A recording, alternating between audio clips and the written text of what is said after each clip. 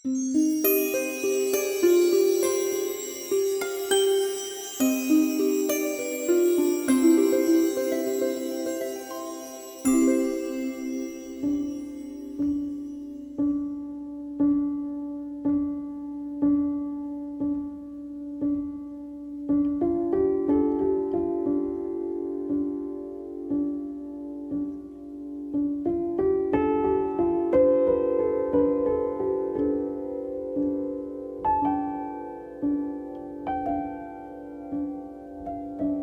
عمده کار من با یه فوتورالیست، اگه کارم شبیه کارهای فوتورالیستا میشه، اینه که من از عکس یا اصلا استفاده نمیکنم یا اگر استفاده میکنم خیلی محدوده. برای کشیدن فیگورهام اگر دچار مشکل بشم طبیعتا از عکس استفاده میکنم، ولی فیگور باز میره توی فضایی که کاملا ذهنیه، اصلا هیچ نوع مدلی براش نیست. محصول کار من خیلی متمایز هستش، حداقل از نظر روال کاری، از یک فوتورالیست.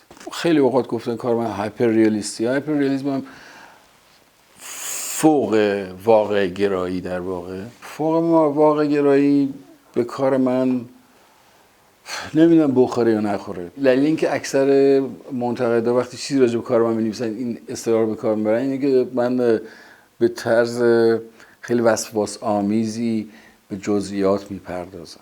پرداخت به جزئیات معنیش باز هم این نیستش که کار تبدیل به یک کار هایپر ریالیستی بشه. از زمانی که من شروع به کار فیگوراتیو کردم و شیئی کار میکنم و شما اشیا رو اونطوری که در واقعیت میبینید در کار من میبینید، در ضمن سعی میکنم تجربه‌های مختلفی هم از نظر فنی که در تاریخ قبلا اتفاق افتاده بکنم. مثلا الان در حال حاضر شاید در 1-2 سال میشه که من خیلی نقاشی قبل از امپرسیونیسم رو مطالعه میکنم، بهش دقت میکنم و هرچی بیشتر غرقش میشم بیشتر متوجه میشم که چه پروسه هایی اونها گذروندن که پارالیل ها و موازی های خیلی زیادی با نقاشی مدرن و امروزی داره. نقاشی قرن 20 با یک سری قواعد خیلی ساده شروع میشه. یکی نفی سنت، یکی پرووکاسیونه، تحریک کردن، و یه اصل اساسی توی هنر قرن 20 سرعت در عمله که اثری که تولید میشه باید خیلی سریع تولید بشه. یعنی درست عکس اون کار رو بعدها مثلا نقاشان فوتورالیست و هایپر ریالیست انجام میدن که این پروسه خیلی مشابه هستش با اون اتفاقی که تو قرن 18 میفته تو نقاشی باروک، و باز دوباره تشابهی که با ریاضت کشی یک نقاش شرقی در خلق یک تیکه مینیاتور خطه ما یا کلا در شرق دور اتفاق میفته رو باز دوباره تکرار میکنم. بنابراین این خصیصه رو من باز دوباره میخوام توی کارم تکرار بکنم و کردم تا حالا. دلیل به وجود اومدن چنین فضاهایی با یک چنین تکنیکی حاصل یک چنین موضع‌گیری هایی هستش تو نقاشی.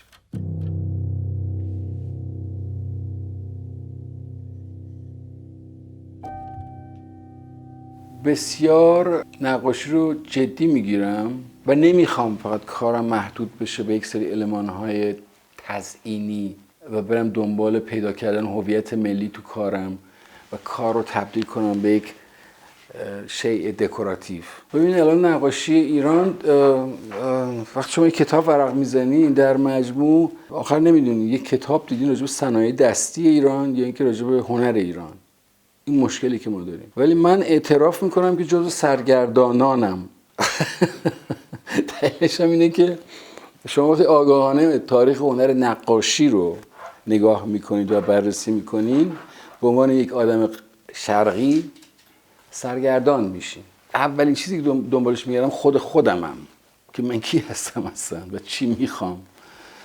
دومین چیز اون چیزی رو که آدم پیدا میکنه توی خودش که از نظر ذهنی، روحی و حسی میخواد منتقل بکنه باید مطابقت داشته باشه با اون چی که در تاریخ هنر اتفاق افتاده. شما نمیتونید با هر حربه‌ای و با هر فنی و با هر متریالی بیاین یک اثر هنری رو خلق بکنین بدون که به معیارهای خاصی توجه بکنین.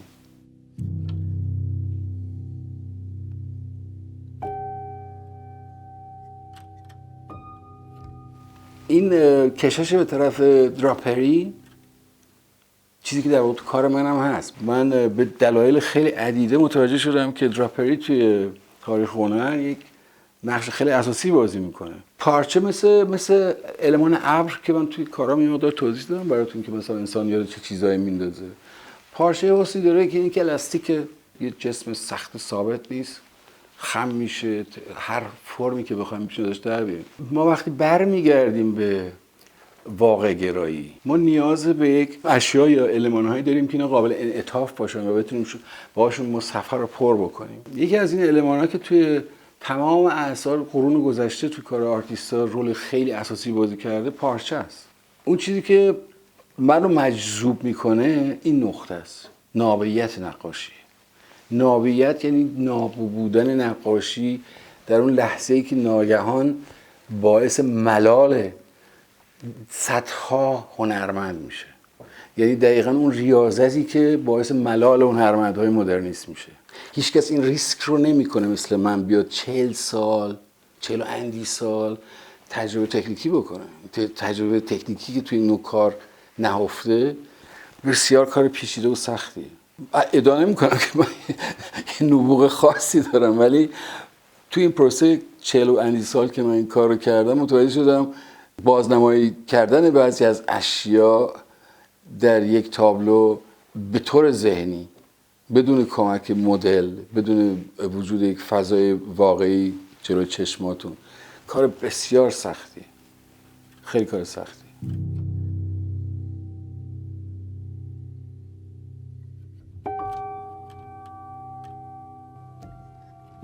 اونچه که منعکس میشه توی تابلوها طبیعتاً توش ملانکولی هستش. دلیل عمده‌ش هم اینه که من از زمان کودکی کارهایی رو که تو تاریخ هنر دوست داشتم کارهای مشابه بودن. یعنی کارهای شاد و فرح بخش رو من دوست نداشتم هیچ وقت. کارهای مثلا بعضی از امپرسیونیست‌ها که نور خیلی فرح بخش از پنجره افتاده روی یه دونه گل توش گلای قشنگ صورتی و فلان اینا، یه دخترکی با صورت بسیار زیبا با یه گربه ملوس، اینا رو من هیچ وقت دوست نداشتم. چیزی که طبیعتاً منو خیلی مجذوب خودش میکنه که من تو این تابلوها بازنمایی میکنم مسئله گذشت زمانه، گذرایی زمانه. زمان میدونید که بیرحمترین عنصر زندگی ماست. یعنی شما با هر چیزی میتونید کنار بیاین ولی زمان همه چی رو متلاشی و خرد میکنه. نه فقط ما رو، یه صخره عظیم و یه کوه رو متلاشی میکنه، از بین میبره. بنابراین من با اینکه میام یک حتی سیب سبز رو نشون میدم که در حال پوسیده شدنه، در حال از بین رفتنه، به این قضیه اشاره میکنم. البسه‌ای که مصرف شده در یک گوشه افتاده. من خودم همین 2 سال پیش در اسباب کشی بزرگی که داشتیم مجبور بودم البسه مادر به پدرم رو دور بندازم. خب این اصلا خیلی وحشتناکه. دور ریختن نامه‌های مثلا زمان جوانی‌های شما براتون حتما دردناکه، نمیتونید دور بریزیم مثلا. یه وابستگی اینطوری ما با محیط خودمون داریم که این وابستگی‌ها رو من خیلی اوقات ناخواسته توی کارم منعکس میکنم. یه عنصری که من ازش پرهیز نمیکنم تو کارم اینه که هیچ واهمه‌ای ندارم گاهگداری از ضمیر ناخودآگاه خودم هم بهره بری کنم. مثلا توی اون کار جدیدم که اینجا هستش میگم قرمزا چیه اونجا؟ اون قرمزا من تابلو که میکشیدم حس کردم که سمت چپ اون بالا یه چیزی نیاز داره. اون چیزی که میخواستم رو اول به صورت چند تا خط ساده کشیدم روی بوم. بعد رنگ براش واسه انتخاب میکردم. رنگ که انتخاب کردم قرمز بود. بعد من این فرما رو کشیدم. این فرما شما مطمئن باشین بدون شک یک عکس العملیه که با تمرکز روی یک فعل و انفعال ضمیر ناخودآگاه پدیدار شدن. آدم یاد یه رنگی میندازه که از پنجره پاشیده شده باشه، آدم یاد خون میندازه، حتی آدم یاد فرماش یاد یک چیزای خیلی سورئال میفته. قضیه ملانکولیک بودن تو کارم هست که من زیاد موافق با کلمه مالی خولیایی نیستم، چون به نظرم ملانکولی با مالی خولیایی خیلی فرق داشته باشه. در هم بیختگی، آشفتگی از همون مجذوبیتی میاد در من که به ناهموار بودن، ناهنجار بودن، پرتلاطم بودن روند کاری پیدا میشه. یعنی من دوست دارم راه سخت باشه. اگه من بخوام یه سری خطای صاف بکشم و موازی و عمودی و افقی تابلو رو تقسیم بکنم، کار طبیعتا ساده‌تره. اگه بگم یکی این خطا رو کج بکنم، بیا مرتبه تمام تابلو رو باید کج بکشم، همه رو باید به هم بریزم. و هم ریختن این خطا خودش یک مشغله خیلی پیچیده و سختیه.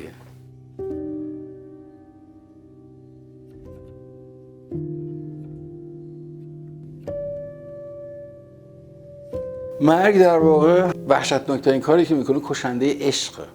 متاسفانه کسی که عاشق نمیتونه بشه و عاشق نشده هنر رو درک نمیکنه و مرگ چیزیه که جلو عشق رو نگه میداره. بنابراین ما انسان ها موجودات بسیار خوشبختی هستیم که این شانس رو داشتیم که این لحظه رو تجربه کنیم، لحظه عاشق شدن رو تجربه کنیم و همیشه با این درد و با این بدبختی باید زندگی بکنیم که روزی خواهیم مرد. یعنی شادی های ما هم همیشه یا تصنعی یا گذرا. چند چیز خیلی اساسی در زندگی واقعیت دارن. یکی تولد طبیعتا، یکی مرگه، ولی اون وسط مهمتر از همه چی عشقه.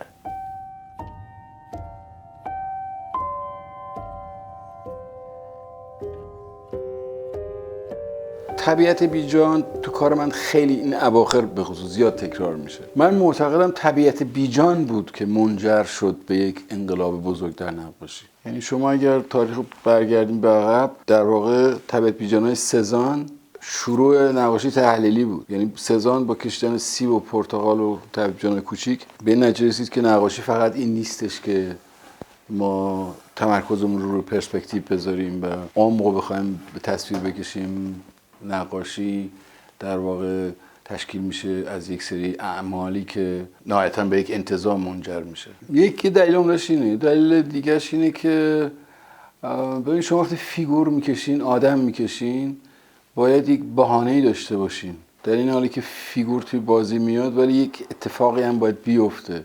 اون اتفاق است که در حال حاضر من نمیخوام دوباره همون کارهایی رو که با فیگورهای قبلیم کردم تکرار بکنم. کارهایی که با فیگور من کردم قبلا که فیگور رو در بی‌وزنی من کشیدم، در واقع تحت تاثیر نقاشی دوره باروک و رنسانس بودم که انسان رو معلق کشیدم، تو هوا از بالا داره میفته پایین یا حتی اونایی که پایین هستن در یه حالت بی‌وزنی هستن. دلم میخواست که فیگور رو در حالت ایستاده و خیلی منسجم و صاف نکشم، بهش انعطاف بیشتری بدم که از این انعطاف برای ترکیب بندی های مطلوب تر بهره‌وری بهتری بکنم.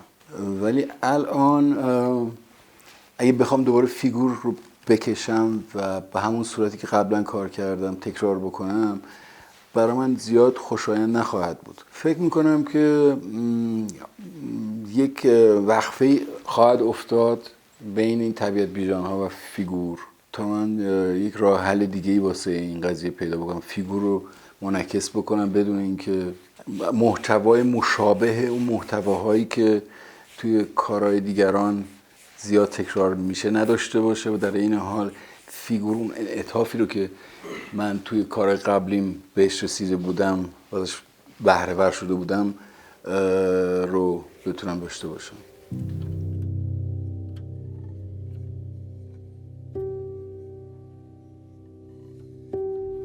سوژه رو من هیچ وقت انتخاب نمی کنم عمدن.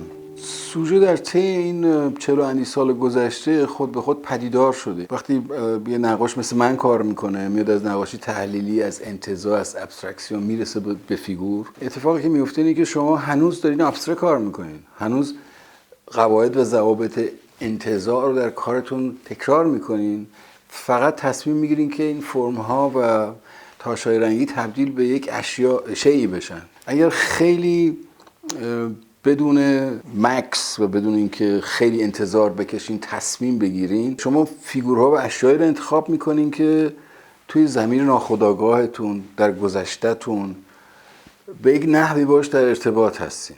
اشیا برای انسان‌های مختلف معانی مختلف دارن.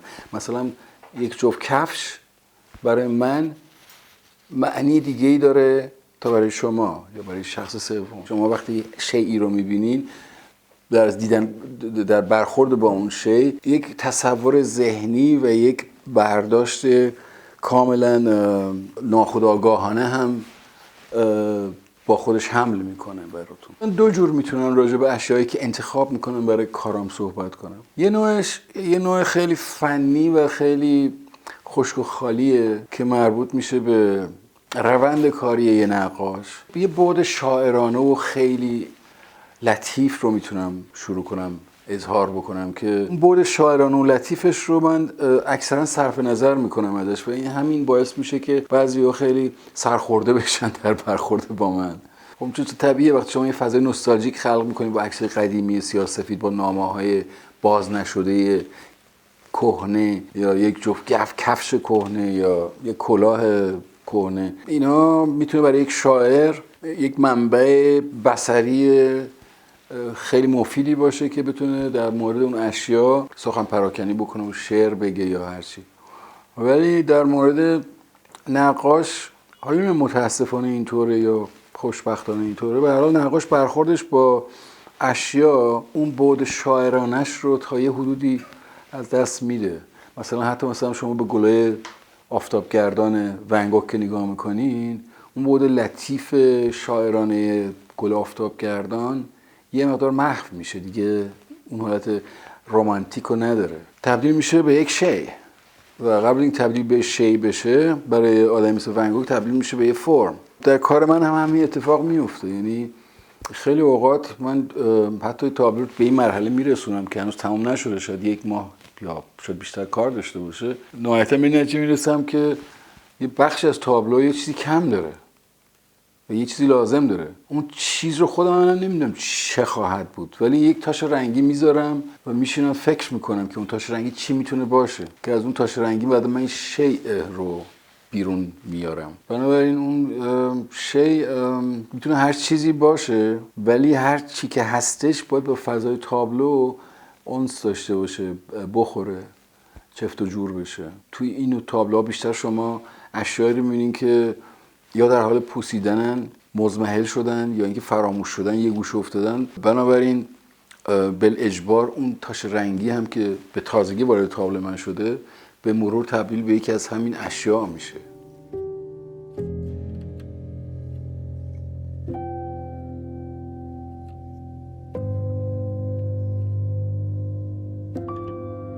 تمام المانایی که تو اون تابلو هست مال یک مرده. کلاه مرد اون پایینه، پیرن مرده، عکس مرد روی پیرنه. تنها چیزی که تو اون تابلو زمینه کرده لبخنده. دلیل اینکه من این لبخند رو انتخاب کردم اینه که ما از این لبخند در جامعه خودمون، در جامعه مصرفی، برای معرفی کالاهای خودمون خیلی استفاده میکنیم. Smile sales به انگلیسی. یعنی شما هر آگهی خمیر دندون، یخچال، ماشین رختشویی، هر جا هر چی نگاه میکنید لبخند شما میبینید با این ماتیک خیلی قوی و این لبخندها رو بعداً تو سطل آشغال پیدا میکنید.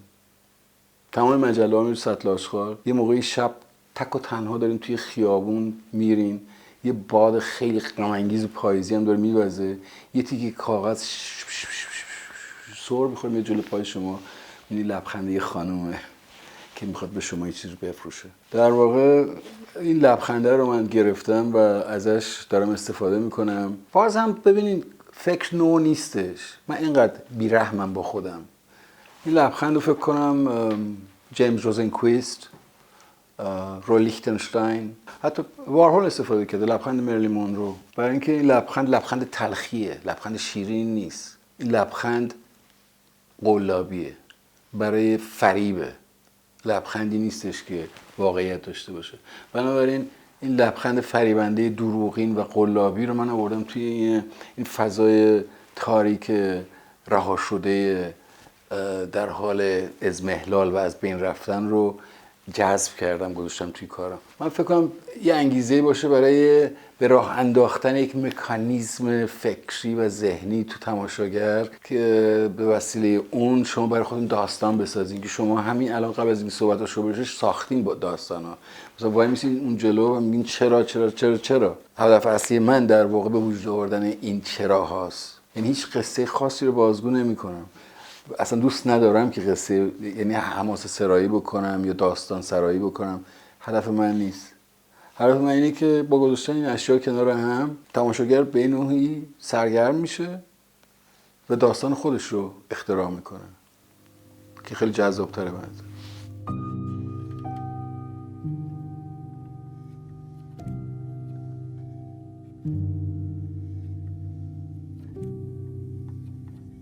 عکس سیاه‌سفید قدیمی، خب اولین اثری رو هر آدم میگذاره، به قولی عکاس خیلی معروف گفته عکس مساوی است با مرگ. خیلی جالب این حرفش. شما هر عکسی رو که میبینی، حتی اگه مال دیروز هم باشه، اگه آدم حساسی باشین و یه خورده ژرف نگر، عکس یعنی مرگ. یعنی تو این عکس‌ها طبیعتاً کل تابلو که نهایتاً گذرای زمان و ناپایداری زندگی، ناپایداری اشیا و همه چیز رو منعکس میکنه. در ضمن عکس‌ها مثل زعفرونی که به پلو میزنین یا نمیدونم نمکی که رو زخم بپاشین یا هر چی که بخواین خودتون توجیهش کنین، اینا کمک میکنن به اون فضا. اگه بخوام خیلی نقاشانه صحبت بکنم، عکس‌ها یک حسن دیگه‌ای که دارن برای تنظیم و به وجود آوردن ترکیب بندی خوب هم هستن. یعنی خیلی کمک میکنن. مثل خیلی از اشیا دیگه که کارهای من تکرار میشن، جعبه ها یا مخروط ها یا استوانه ها، اینها امکان به من میدن که من یه ترکیب بندی خیلی مستحکم‌تر و بهتر تو تابلوام به وجود بیارم. البته از نظر خودم ممکن از دیده یک آدم، یک اکسپرت یا یک آرتیست دیگه این حس شاید منتقل نشه.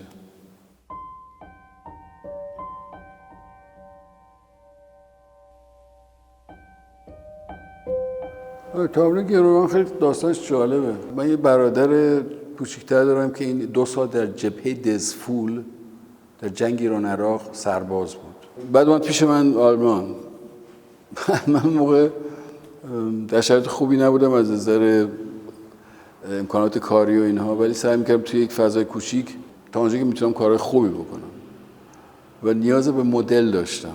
فیگورهای آدمو من خیلی اوقات توی نقاشی‌های این 30-40 سال اخیر عکاسی کردم. بعد یک موقعی به کلم زد که برادر خودم عکاسی کنم. یه سری عکاسی کردم از برادرم که خیلی تابلو کشیدم که در واقع برادرمه توی فیگورهای مختلف. اون شرایط روحی و روانی هم که داشتش، من در خیلی از این تابلوها سعی کردم که بازنمایی کنم. یعنی مثلا یه دونه تریپتیک دارم، یه تابلو هر سلتش برادرمه در فیگورهای مختلف که بازگو کننده، تا حدودی بازگو کننده اون شرایط روحی روانیش هم هست. تابلو گروگان یکی از این عکس ها بود که من 33-4 سال پیش عکاسی کردم و اینو من هیچ وقت استفاده نکردم از این عکس.